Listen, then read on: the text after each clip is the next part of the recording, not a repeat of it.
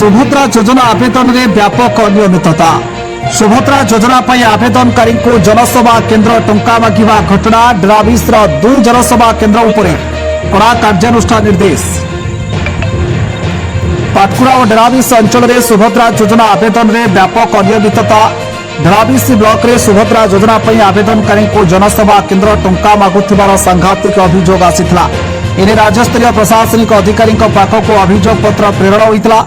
तेरे टंका मागुथिबा अभियोग पर डराविस रघुदेवपुर पंचायत बेलारपुर गाँव 2 जनसेवा केन्द्र विरोध में दृढ़ कार्यानुष्ठान होईछि।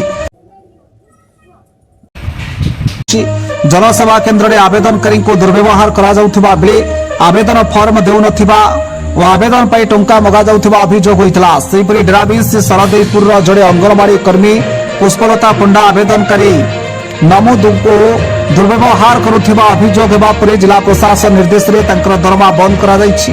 डराविस बीडीओ नेतृत्व में स्वतंत्र तदंतकारी टीम एने तदंत आरंभ करिसेंति।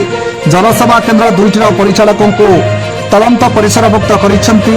जनसेवा अन्यपटे पाटकुरा श्रीचंदनपुर रे मध्य जनसेवा केन्द्र रे आईडी हैक होइतिबा अभियोग आसिछि। तेबे सुभद्रा योजना आवेदन रे व्यापक अनियमितता परिलक्षित होइछि।